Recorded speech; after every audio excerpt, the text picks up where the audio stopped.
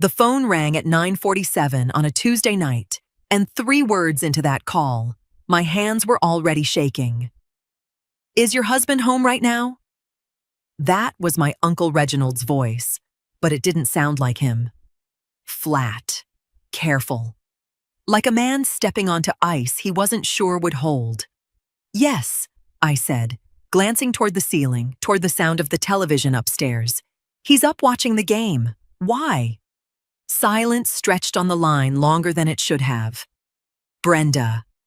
My name landed heavy in his mouth. That can't be true. My name is Brenda Whitfield. I'm 46 years old, a registered nurse for over 20 years. And until that Tuesday night, I believed I understood the shape of my own marriage, even the parts of it that had gone quiet and cold these last 2 years. "What are you talking about, Reggie?" "I'm standing on the dock right now," he said. "I own this cruise line, Brenda. I check every manifest myself. Charles boarded my ship 4 hours ago. Your sister was on his arm." The television upstairs kept playing. I could hear the faint murmur of a commentator calling a play. I'd carried Charles a plate just after 6, set it outside the partly closed bedroom door, the way I'd done more than once lately when he said he wanted to watch the game alone. A quiet, "Thanks," had come from inside, and I'd gone back downstairs without thinking twice about it. Since then, the television had never stopped. "That's not possible," I said, but my voice had already started to lose its footing. "I watched him walk up that ramp with my own eyes," Reginald said. I called his name. He didn't turn around fast enough before I saw Diane's hand on his back. I didn't answer right away. I was doing math in my head. The kind of math a woman does when she's adding up small things she'd ignored on purpose. The new cologne. The phone turned face down on the counter. The trip Diane mentioned 2 weeks ago, vague about dates, vaguer about company. "Are you sure it was him?" I said, not as a question, because I already wasn't asking one. I was stalling. "Brenda, I've known Charles 12 years, I'm sure." Something in my chest went from confused to furious in the space of one breath. Not loud, not yet. Just a low burn settling into my spine, the kind that doesn't shout. It waits. Before I could find the next thing to say, before I could even decide whether to scream or go quiet, I heard footsteps on the stairs behind me. Slow, deliberate, not the rhythm Charles walks with. I turned toward the sound with the phone still pressed to my ear, Reginald's voice now small and far away. "If you're watching this right now, I want you to drop in the comments what time it is for you. Because where this story goes next, you're going to want to remember exactly where you were sitting when you heard it." The footsteps stopped at the bottom of the stairs. Not Charles's gait. Not Charles's weight on the wood. Only then did it hit me. I had never actually seen him upstairs. I'd heard a voice through a mostly closed door. I'd left a plate outside. I'd listened to a television that had kept playing for hours. Every piece of it suddenly felt less like proof, and more like something carefully arranged for me to believe.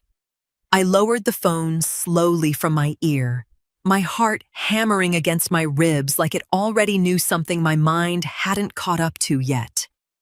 The front door, the one I was standing 3 feet from, the one I'd locked myself not 20 minutes earlier, creaked open behind me. The door swung wide before I could step back.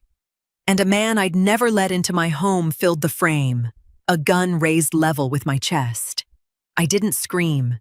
My body just stopped, every muscle locking at once, the phone still loose in my hand with Reginald's voice tinny and far away, calling my name into the air between us.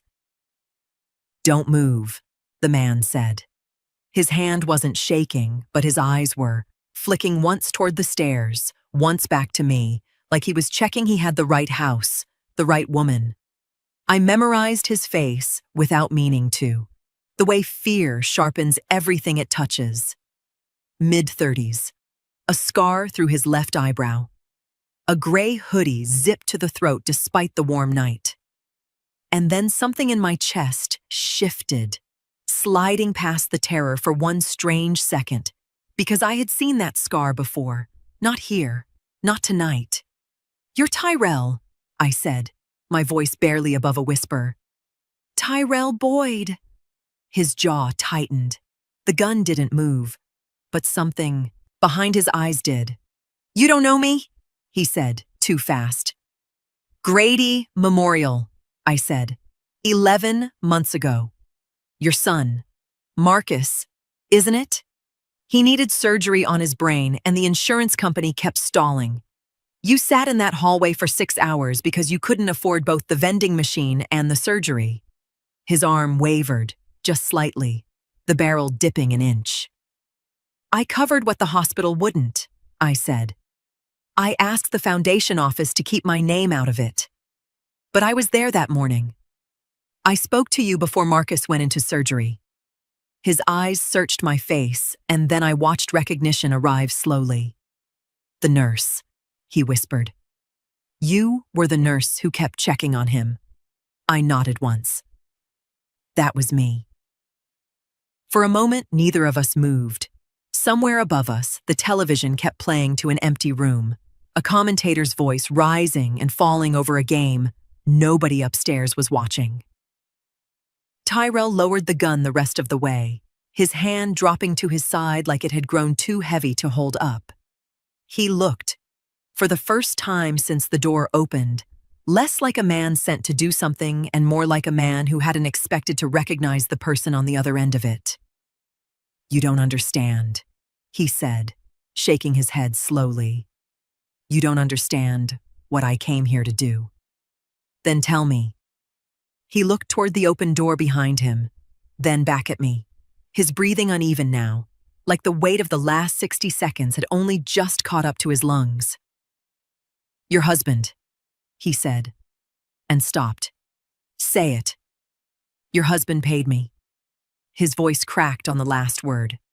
$40,000, half up front. He needed you gone before sunrise. He said you'd never see tomorrow. The phone was still in my hand. Reginald's voice had gone quiet on the other end, like he'd heard every word and didn't know how to fill the silence that followed. Tyrell stepped backward toward the porch. "I can't stay here," he said. "If Charles realizes I didn't do it, he'll come looking for me before morning. I need to disappear before he figures out what happened." He hesitated one last time, the guilt plain on his face. "I'm sorry." Then he turned and disappeared into the darkness. I looked at the empty doorway, the same doorway where a man had come to end my life and instead left me with the truth. In that instant, I understood that the marriage I had been quietly mourning for 2 years was no longer the worst thing happening inside my house. Tyrell was gone before I could ask him anything else, slipping out into the dark the same way he'd come. And I stood in my own doorway for a long minute before I remembered the phone was still pressed against my ear. "Brenda." Reginald's voice was tight, urgent. "Brenda, are you there? Talk to me." "I'm here." My voice didn't sound like mine. "He's gone. The man, he's gone." "I heard everything," Reginald said. "Every word. Don't go back inside that house tonight. Pack a bag and come to me in the morning. I'm flying back from Lauderdale tonight." I didn't sleep. I sat in my car in the driveway for 3 hours with the doors locked, watching the upstairs window where the television finally went dark, sometime past midnight. And I never once let myself wonder where Charles really was, because I already knew. By 8 the next morning, I was sitting across from my uncle's kitchen table in his home on the north side of Atlanta. My hands wrapped around a cup of coffee I hadn't touched, and I told him everything. The call, the footsteps, the gun, the scar over Tyrell's eyebrow that I remembered from a hospital hallway 11 months ago. The number, $40,000, sitting in the air between us like something neither of us wanted to pick up. Reginald didn't interrupt me once. He just listened, his jaw working slightly, his eyes never leaving my face. And when I finished, he didn't ask me if I was sure or if I'd misunderstood, or if there was some other explanation that made more sense than the one sitting right in front of us. "I believe you," he said. "Every word of it." Something in my chest loosened that hadn't loosened in 2 years, not since before the silence in my marriage had started feeling normal. I hadn't realized how much I'd needed someone to simply believe me without first making me prove it.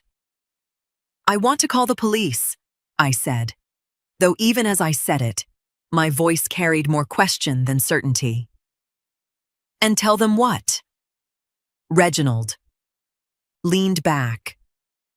"That a man broke in, pointed a gun at you, then walked out and confessed who paid him, with no recording, no name on paper, nothing but your word against a husband everyone in this family has had dinner with?" He wasn't wrong, and the truth of that sat heavy in my stomach.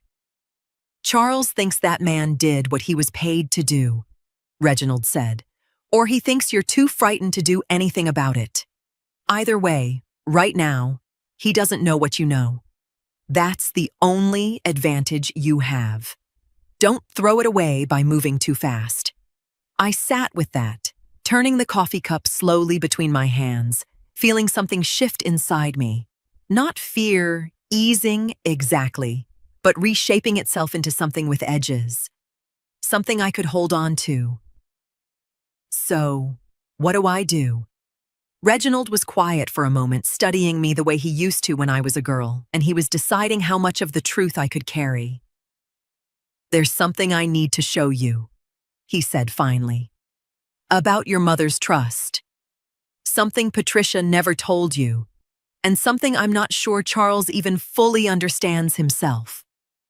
He stood, walked to a drawer across the kitchen, and pulled out a folder thick enough that I felt my stomach tighten just looking at it. "Brenda," he said, sitting back down, sliding it toward me, but not yet opening it. "I don't think this was only ever about your marriage." Charles came home from his business trip 4 days later, and I welcomed him at the door with a plate of food and a kiss on the cheek, and not one piece of me let him see what I now knew. A week had passed since the night a stranger stood in my doorway with a gun, and in that week I had learned how to fold my face into something steady, something a husband wouldn't think twice about. I'd learned it the way I once learned to keep my hands calm while a patient's monitor screamed beside me, "Panic helps no one, least of all yourself." "You're quiet tonight," Charles said, settling into his chair at the table, not even looking up from his plate. "Just tired," I said. "Long week at the hospital." He nodded, satisfied with that, the way he was always satisfied with the smallest, easiest answer. That used to comfort me once. Now it told me something different. That he wasn't looking closely, because he believed he didn't need to. We ate in the kind of silence that had become ordinary between us long before any of this started, and I almost let myself sink into it, until he set his fork down and said, without any particular weight in his voice, "We should talk about the trust review coming up next month. The 14th, right?" My hand stilled around my glass. The 14th was correct. It was the exact date Reginald had shown me 2 days earlier, sitting at his kitchen table. The date buried inside paperwork I hadn't even known existed until that folder slid across the table toward me. I had told no one that date. Not Charles. Not anyone. "How do you know that date?" I asked, keeping my tone light, curious instead of alarmed, the way I might ask about traffic or weather. Charles shrugged, reaching for his glass. "I don't know. I thought you mentioned it." I hadn't. I was certain of that the way I was certain of my own name. "Reginald probably brought it up when he called the other night," I said, the lie sliding out smoother than I expected, my voice not catching once. "He's been helping me sort through some of Mama's old paperwork?" "Maybe that's it," Charles said, already losing interest, already reaching for the remote across the table. I smiled and finished my plate and asked him about the cruise, listened to him describe deck views and dinner menus with no mention of who he'd shared any of it with. And the whole time, my mind was somewhere else entirely, turning that one detail over and over like a stone, with a sharp edge hidden somewhere inside it. Reginald hadn't called that night. There had been no conversation between them about Mama's trust. No reason for that date to have ever crossed Charles's path unless someone besides Reginald had told him. Which meant Charles already knew something about that trust before any of us sat down with a folder. Which meant he hadn't simply heard a date in passing. He'd been told it by someone close enough to know it mattered. I carried our plates to the sink and stood there a moment longer than necessary, the water running over my hands, my heart steady on the outside and racing underneath.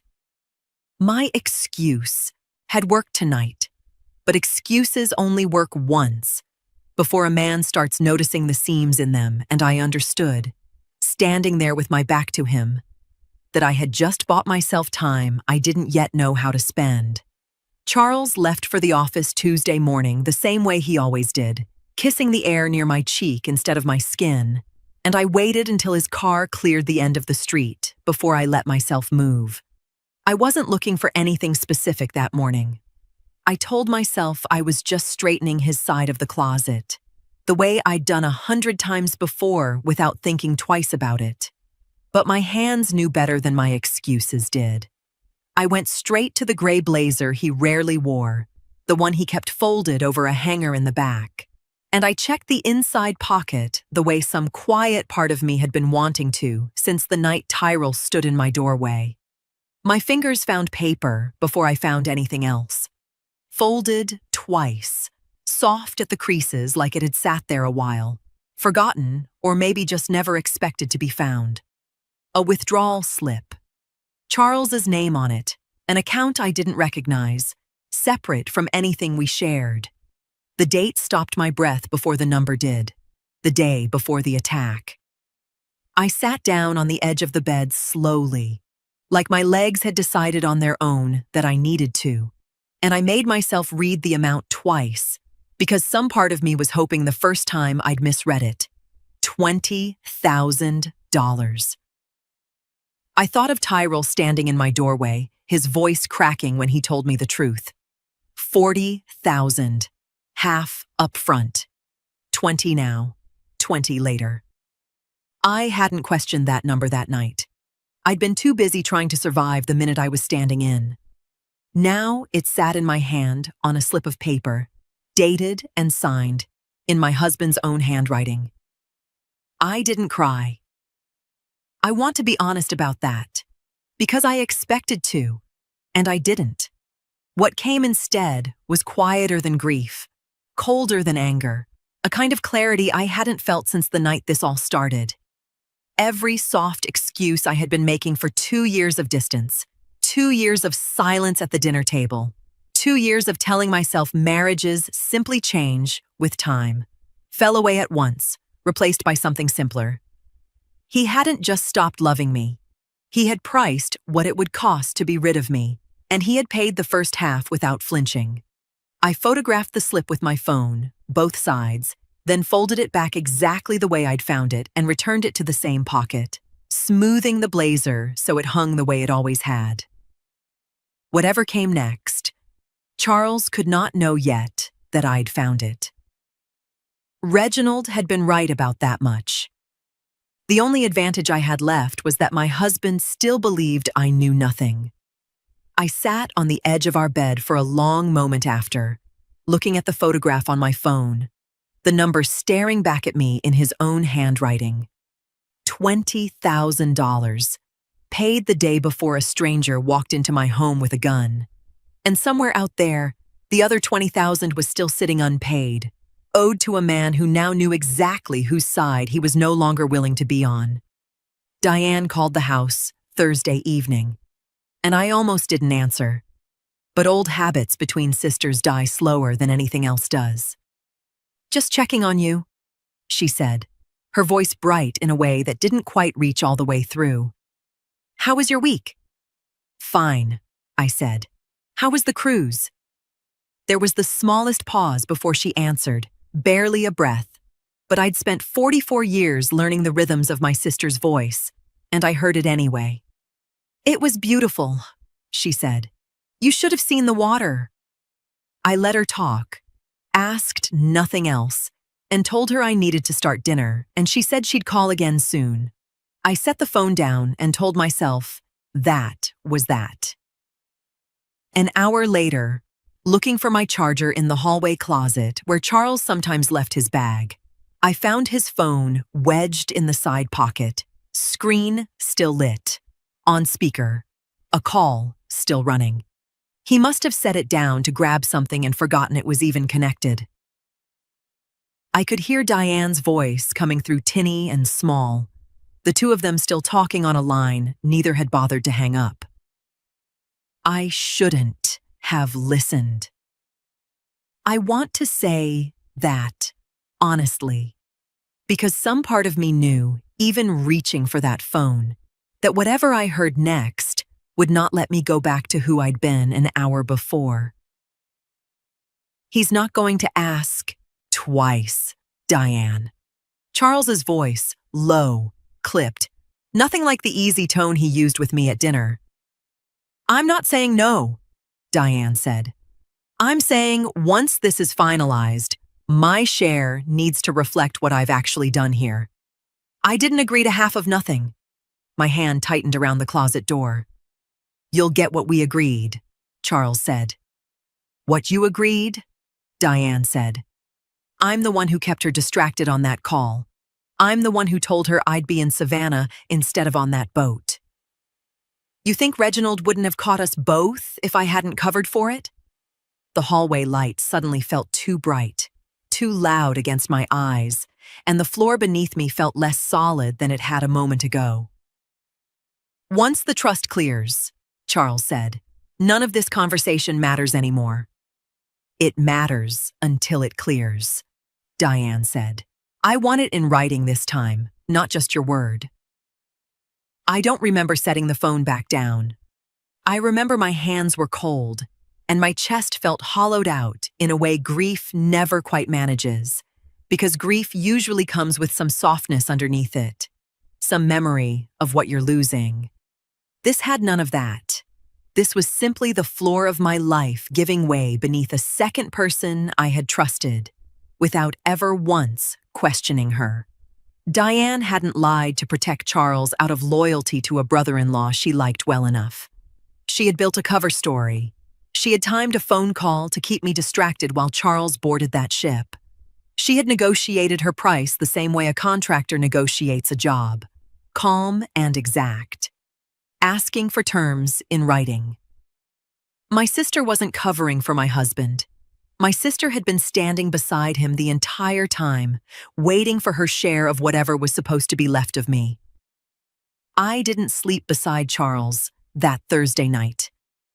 I told him my back was acting up and took the guest room, and he didn't ask twice, which told me more about where we'd already drifted than any phone call ever could.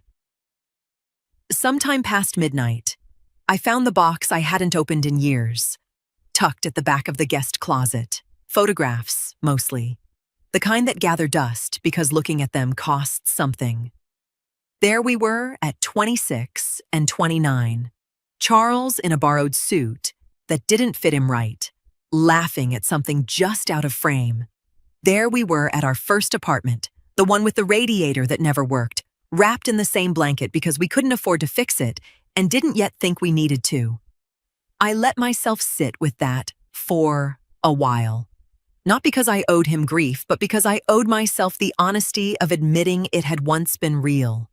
Somewhere between that radiator and this house, between the man who used to save me the last piece of pie and the man who priced what it would cost to be rid of me, something had genuinely died.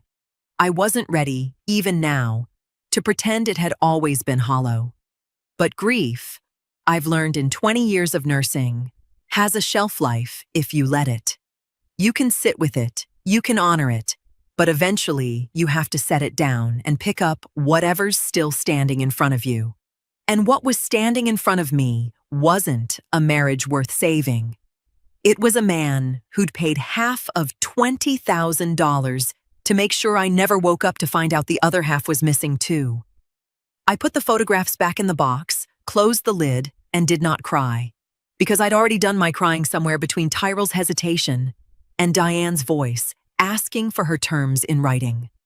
What replaced it wasn't anger exactly, though anger was still there, banked low like a coal that hadn't gone out. What replaced it was something steadier, clearer. The understanding that whatever I did next could not come from the part of me that was still grieving a man who no longer existed. It had to come from the part of me that had spent 2 decades keeping my hands calm while everything around me fell apart. Because panic helps no one, least of all yourself. I drove to Reginald's the next morning before the sun had fully cleared the trees, and he opened the door already reading something in my face before I said a word. "You look different," he said. "I am different." I sat down across from him at the same table where he'd believed me without hesitation, where he'd slid that folder toward me and told me this was never only about my marriage. "I spent half the night grieving something that's already gone, Reggie. I'm done doing that now." He waited, the way he always did, letting me find my own way to the rest of it. "They've been planning around me like I'm a problem to be managed," I said. "Like I'm a line item they negotiate shares over. I'm done being someone they can plan around." Reginald didn't say anything else right away. He just got up, walked to that same drawer across his kitchen, and came back with the folder he'd promised me a week ago, the one I'd been too consumed with surviving each new discovery to ask about again. "I should have shown you this the first morning," he said, sliding it toward me. "I didn't want to give you too much at once. I think you can handle it now."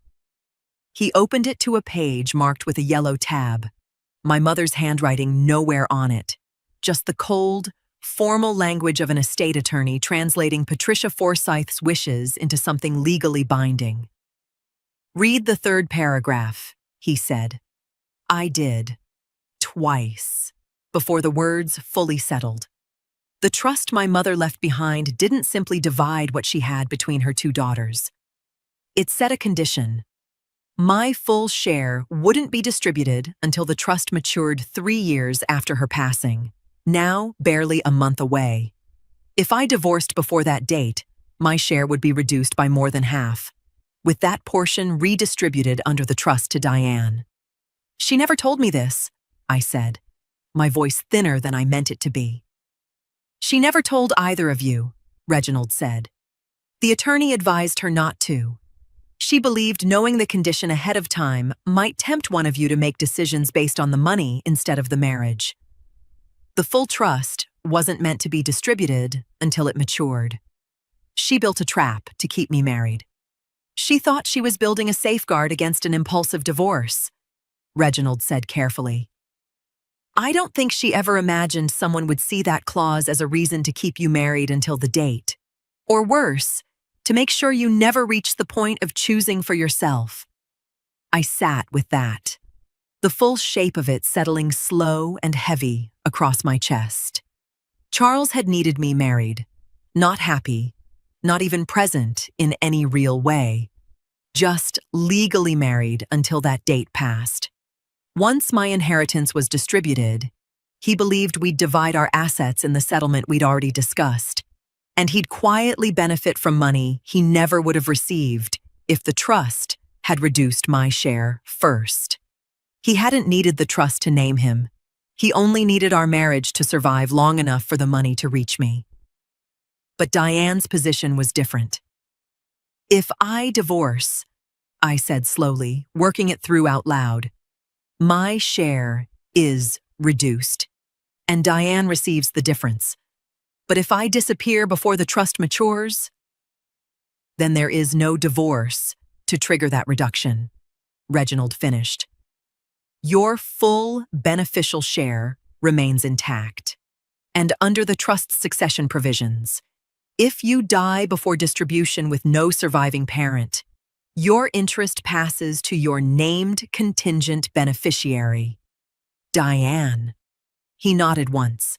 The room felt smaller than it had a moment ago. She doesn't just benefit from this, I said. She benefits more than he does. Reginald watched my face the way he had since I'd walked in that morning, already changed. Brenda, he said quietly, I think your sister has more to gain from your death than your husband ever did. I got home from Reginald's a little after noon, my mind still circling everything I'd just learned, and Charles's car was already in the driveway. He was never home before 6. I stood in the doorway a moment longer than I needed to, rearranging my face before I stepped inside, the way I'd practiced all week without ever admitting to myself that's what I was doing. You're back early, I said, setting my purse down, keeping my voice light. Slow day, Charles said, not looking up from his phone. Where were you?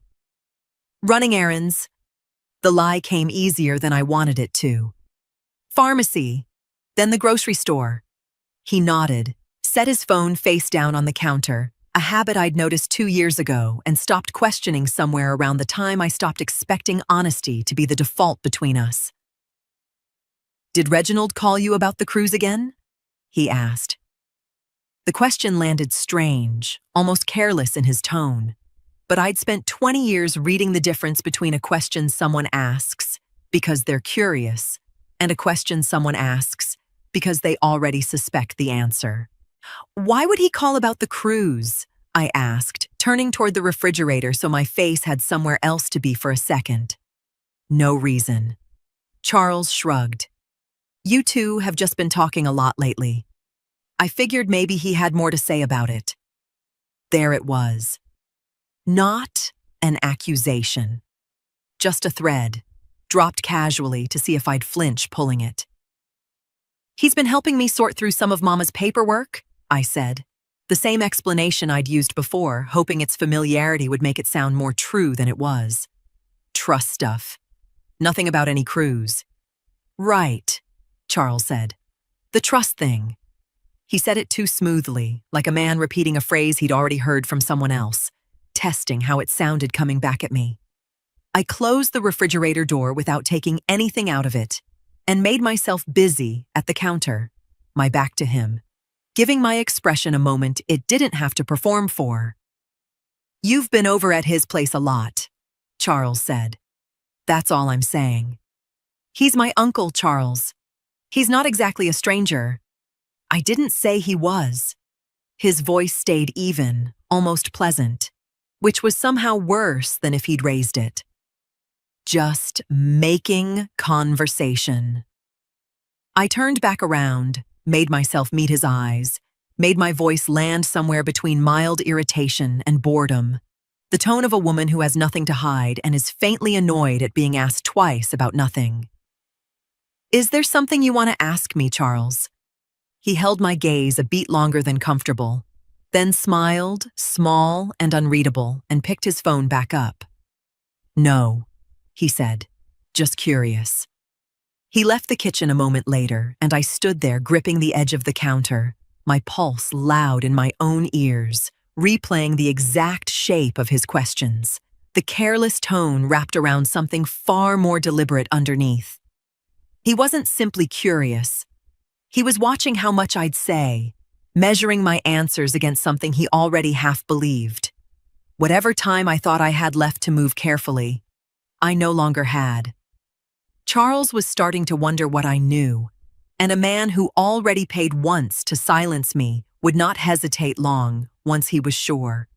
I still had the number Tyrell had pressed into my hand the night he walked away from my front door. He'd scribbled it on the back of an old receipt before disappearing into the dark. If you ever need to reach me, he'd said, use this. Don't save it under my name. I'd tucked it inside my wallet without knowing if I'd ever be brave enough to use it. I called him from Reginald's house, not my own. On a phone Charles had never touched. He almost didn't answer. When he finally did, his voice was guarded, low, like a man checking who else might be listening before he spoke. "You shouldn't be calling me," he said. "I need your help," I said. "I think you need mine too." A long pause stretched between us before he agreed to meet me, not at his place or mine, but at a diner off Cascade Road, the kind of place where nobody looks twice at anybody. He was already sitting in the back booth when I arrived, hood down this time, looking younger and more tired than he had standing in my doorway with a gun. "He hasn't paid the rest," Tyrell said before I'd even sat down fully. 20,000 more, he said, once it was done. "It's been over a week. He won't answer my calls." "Maybe he's being careful," I said. "Maybe." Tyrell shook his head. "Or maybe a man who hires somebody to make a problem disappear doesn't want a loose end walking around expecting payment for a job that didn't finish. I've seen that movie before. I'm not trying to star in it." I understood. Sitting across from him, that fear had done something gratitude alone never could have. It had turned a man who once pointed a gun at me into someone willing to sit across a table and help take the gun's owner down instead. "I need you to say what you told me that night," I said. "On record. Your voice, the amount, his name." Tyrell's jaw tightened. "You understand what you're asking me to do?" "I understand what he's already done to both of us," I said. He sat with that a long moment, his hands wrapped around a coffee cup he hadn't touched, and then he nodded, slow and final, like a man stepping off a ledge he'd been standing on far too long already. "I've already talked to my own lawyer," he said quietly. "He told me if I keep lying, I'm protecting the man who hired me, not myself." That settled the last hesitation in his voice. I recorded it on my phone, his voice steady once he started, naming the date, the amount, the half paid, and the half still owed, naming Charles without hesitation, now that hesitation had stopped serving him. It took less than 4 minutes. It felt like the longest 4 minutes of my life. When it was done, I sat back, my hands finally steady for the first time in days, the recording sitting in my phone like something solid I could finally hold on to. "You should know something," Tyrell said before I could thank him, before I could even fully process what I now had. The way he talks, careless, like nothing's wrong, he still thinks you're sitting at home too scared to do anything. He told Diane as much, the one time I overheard him on a call before he stopped trusting me with anything at all. "He thinks I'm still afraid," I said. "He thinks you don't have it in you," Tyrell said. "I'd let him keep thinking that, for as long as you can stand it. A man like that gets careless when he believes he's already won." My attorney's office sat on the 9th floor of a building downtown, and I told Charles I had a follow-up with my doctor, another small lie added to a pile that no longer cost me anything to tell. She'd handled my mother's estate paperwork years ago, the kind of woman who listened twice as much as she spoke, and she listened that way now as I laid out everything across her desk. The trust language Reginald had shown me, the withdrawal slip photographed on my phone, the recording of Tyrell's voice naming an amount, a date, a name. She didn't interrupt once. When I finished, she sat back slowly, exhaled, and looked at me with an expression I couldn't quite place. Not pity, something closer to respect. "Brenda," she said, "do you understand what you're holding here?" "I think so. You have a documented financial motive, a recorded confession naming your husband, and a trust clause that explains exactly why both your husband and your sister stood to benefit from your death rather than your divorce." She tapped the folder once. "This isn't suspicion anymore. This is a case." Something in my chest sat steadier hearing her say it out loud. The way a diagnosis can feel almost like relief once you've spent long enough not knowing what was wrong. I want to protect what's mine first, I said, before anything else moves. She nodded, already reaching for a legal pad. Then let's start there. We spent the next hour restructuring what little control I still had, moving what funds I could into accounts Charles had no access to, drafting language that would freeze the trust's distribution the moment any formal challenge was filed, making certain that whatever happened next, I wouldn't be left standing in the wreckage of a plan I'd had no hand in writing. The trust can be challenged on the marital status condition alone, she said, given what you now know about who manipulated its outcome. But combined with everything else you've brought me, this isn't just a civil matter anymore. I know. There's enough here, she said carefully, to bring in law enforcement today, if that's what you want. I sat with that for a long moment, my hands folded in my lap, steadier than they'd been in 2 weeks. Not yet, I said. She studied me, waiting. My sister told Charles she wanted her share in writing, I said, not just his word. If she's that careful, there's a document somewhere, or there will be one soon, and I want it before anyone moves. I don't want this to end with half the truth coming out, and the rest of it disappearing because we acted one step too early. That's a risk, she said. Every day you wait is a day they could discover what you know. I'm aware. Then what do you need from me right now?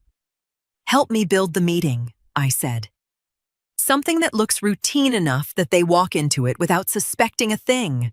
When I'm ready, I want everyone in the same room when it comes out, not pieces, scattered across separate conversations they can deny afterward. She held my gaze a moment, then nodded slowly. Already writing.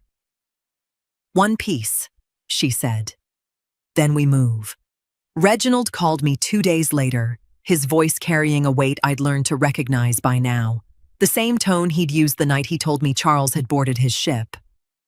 I need you to come over, he said. Now, if you can.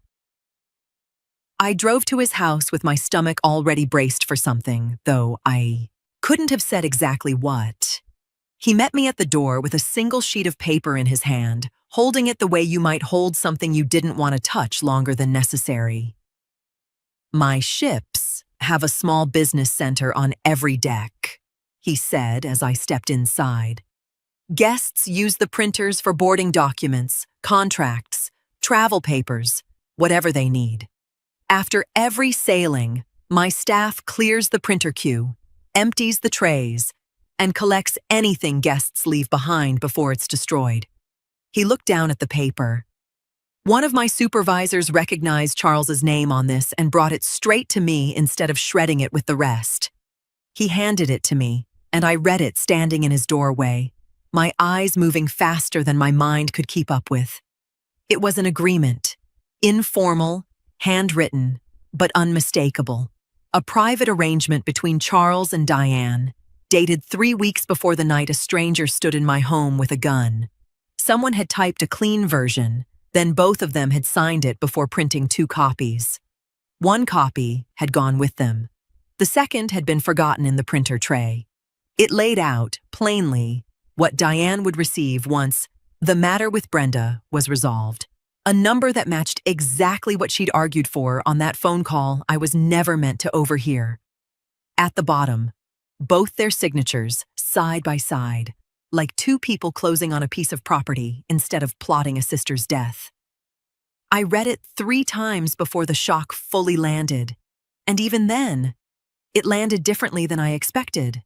Not as a fresh wound. As a confirmation of something I'd already grieved the night I overheard her voice through Charles's forgotten phone call. She didn't get pulled into this, I said quietly. She wrote terms. She signed them. She did, Reginald said. I sat down at his kitchen table, the same table where he'd believed me without hesitation, where he'd shown me Patricia's trust, where he'd told me my sister stood to gain more than my husband ever did. I thought of every birthday, every holiday, Every quiet conversation I'd had with Diane over the last 2 years, while she carried this folded inside her the entire time. "I'm done being surprised by her," I said finally. I think I used up everything I had left to feel about Diane the night I heard her voice on that phone. Reginald sat across from me, watching me carefully. "I've already had my security office preserve the printer logs and camera footage from the business center," he said. "If law enforcement asks where this came from, there'll be a record." That settled the last question I hadn't even known I was asking. "What do you want to do with this?" he said. I looked at the signatures again, at how casually two names could sit side by side on a piece of paper deciding the value of my life. "I don't want to confront them separately," I said. "If I go to Diane alone, she calls Charles the moment I leave. If I go to Charles alone, he'll find a way to make this look like confusion, grief, anything but what it is. I want them both in the same room, with no warning, when everything comes out at once." "The trust review," Reginald said slowly. "The trust review," I said. "They'll walk in thinking it's paperwork. I want them to find out together, in the same breath, that I already know everything they did separately and everything they did as one." I told Charles the meeting was routine, a formality the attorney needed before we moved forward with the separation I'd finally said out loud the week before, watching his face carefully when I said it, and finding nothing there but quiet relief. "It's just paperwork," I said the morning of, fastening an earring in front of the mirror while he knotted his tie behind me. "She wants everyone present, so there's no confusion later about who agreed to what." "Makes sense," Charles said. And I watched him in the mirror's reflection, the ease in his shoulders, a man walking toward a room he believed held nothing but signatures and silence. I called Diane myself, my voice light, almost warm, telling her the same thing. Routine, formality, everyone present to keep things clean. She agreed without hesitation. No pause this time, no false note in her voice that I could catch, and I understood that she'd grown comfortable believing she'd never have to be careful again. We drove separately. I arrived first, sat across from my attorney in the small conference room, on the 9th floor, and she studied my face the way she had the day I first laid everything across her desk. "You're sure?" she said quietly. "You want it done exactly this way?" "I'm sure." Charles arrived next, loosening his tie as he sat, glancing once at his phone before setting it face down on the table. The same small habit I'd stopped questioning years ago and now understood completely. Diane came in last, a few minutes behind, apologizing for traffic, settling into the chair beside him with an ease that made my stomach tighten even though I'd known, walking in, exactly what I would feel seeing them sit that close together. "Thank you both for coming," my attorney said, opening a folder in front of her, her tone perfectly even, perfectly unremarkable, the voice of a woman about to walk through routine paperwork. "I know everyone's time is valuable, so I'll try to keep this efficient." Charles nodded, already half reaching for his phone again. Diane crossed her legs, glancing toward me once with an expression so casually warm it almost made me doubt, for half a second, everything I now knew to be true. I sat very still, my hands folded in my lap exactly the way I'd practiced the night before, my breathing even, my face arranged into the same calm I'd worn through every dinner, every phone call, every quiet lie of the last 2 weeks. Inside, my heart was moving fast enough that I could feel it in my throat, but nothing on the outside of me showed it. My attorney closed the folder she'd just opened, set both hands flat on the table, and looked between the three of us slowly, deliberately, the way a surgeon looks at a chart one final time before the first incision. "Before we go further," she said, "there's something everyone in this room needs to hear." Charles looked up from his phone for the first time since sitting down. Diane uncrossed her legs slowly, her smile still in place, but no longer reaching her eyes. "What is this?" Charles asked, his voice carrying the first thin edge of unease. My attorney didn't answer him directly. She looked at me instead, a small nod, the same nod she'd given me the day before when we'd rehearsed exactly how this moment would unfold.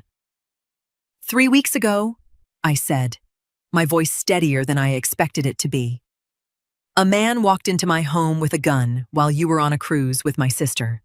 Diane's face went still. Charles set his phone down slowly, like the weight of it had suddenly changed. "He recognized me," I continued. "I'd paid for his son's surgery a year ago, and he couldn't go through with it. He told me everything before he left, including who paid him and how much." "Brenda, I don't know what—" "Don't," I said, and something in my voice made him stop. I placed my phone on the table, screen up, and pressed play. Tyrell's voice filled the small room, steady and clear, naming the date, the amount, Charles's name, the half paid up front and the half still owed. Charles's face drained of color in real time, watching his own crime narrated back to him by the man he'd hired to commit it. "That's not," he started. I slid the photograph of the withdrawal slip across the table next, his handwriting plain and undeniable, the date sitting beside the recording like two pieces of the same lock finally turning together. 20,000 from an account I wasn't supposed to know existed, I said, dated the day before he came to my door. Diane's hand had gone very still in her lap. She wasn't looking at Charles anymore. She was looking at me, something calculating already moving behind her eyes, searching for an exit that didn't exist. "And this," I said, sliding the last paper across the table, "is the signed agreement the printer on my uncle's ship left behind, along with printer logs showing exactly where it came from. This is the part I think hurt the most. Not the money. Not even the man with the gun. This." Diane's signature sat beside Charles's, plain and unmistakable, the terms of her own sister's death negotiated in black ink beneath Charles's own signature. "You wrote terms, Diane," I said, my voice finally breaking just slightly, the only crack I allowed myself in the entire meeting. "You wanted it in writing. You got it." Charles looked between the 3 documents on the table, his composure cracking apart piece by piece, the easy confidence I'd watched him carry into this room 20 minutes earlier completely gone. "You set this up," he said, slowly, understanding arriving far too late to do him any good. "The separation, the paperwork. This was never about that." "No," I said quietly. "It never was." My attorney closed her folder and looked at both of them with an expression that offered nothing. No anger, no satisfaction, simply the calm finality of a woman who had already contacted law enforcement before this meeting began and arranged for detectives to respond once the evidence had been presented. Charles's eyes moved toward the door, then back to me, and for the first time in 2 years of marriage, I watched real fear settle into his face instead of mine. The detective came up after my attorney finished speaking, not to arrest anyone on the spot, but to identify himself and ask Charles and Diane to remain where they were while officers secured the evidence we'd just laid out on the conference table. By the end of that afternoon, formal statements had been taken from everyone in the room, including me, my attorney, and Reginald. Tyrell's recorded statement, the withdrawal slip, the signed agreement, and the printer records from Reginald's cruise line all became part of the investigation. Charles didn't say anything to me as detectives escorted him and Diane out separately for questioning. Diane tried once, my name catching in her throat before my attorney's hand on my shoulder steered me gently the other direction. And I let myself be steered, because I'd already heard everything I needed to hear from my sister. The weeks that followed moved slower than the 2 that came before them, the way recovery always does after the adrenaline of a fight finally has somewhere to land. Search warrants were executed, Bank records were subpoenaed. Tyrell gave a formal statement with his attorney present, repeating everything he'd already told me. When the investigation was complete, Charles was charged with conspiracy and criminal solicitation. Diane was charged alongside him, the agreement she'd signed, the recorded conversations, and the financial evidence doing far more damage than anything I could have said in a courtroom. The trust went before a judge within the month. My attorney argued what we'd already built a case for, that the marital status condition my mother had written with good intentions had been manipulated by the very people it was meant to protect against. The judge agreed. The contingency clause was struck. What remained of Patricia's trust came to me whole, unconditioned, no longer tethered to a marriage that had stopped being a marriage long before any of this began. I didn't celebrate when the ruling came down. I sat in Reginald's car afterward, in the parking lot of the courthouse, and let myself feel something quieter than victory, something closer to the relief of finally setting down a weight I hadn't realized I'd been carrying with both arms for 2 years. "You did that," Reginald said, glancing over at me. "Every piece of it. I just opened a drawer." "You believed me first," I said, "before I had a single piece of proof. That mattered more than you know." I sold the house 2 months later, the one where a stranger once stood in my doorway with a gun, and moved into something smaller, quieter, closer to the hospital where I still went in twice a week, not because I needed the money anymore, but because the work had never been about the money in the first place. Tyrell's son is doing well. I check in sometimes, not out of guilt, but because some debts aren't the kind you settle once and walk away from. He's applying to college next fall. His father received consideration for cooperating early and truthfully, something the prosecutor said weighed heavily in resolving his own case. In the end, what he gave me mattered more to the outcome than what he'd almost taken. I think about my mother sometimes, about the trust she built out of love and fear in equal measure, never imagining the shape that fear might eventually take in someone else's hands. I don't think she'd recognize what her good intentions became. I'd like to believe she'd recognize what I made of it instead. I'm 46 years old, and for the first time in longer than I can clearly remember, nobody is planning anything around me. I'm the one doing the planning now.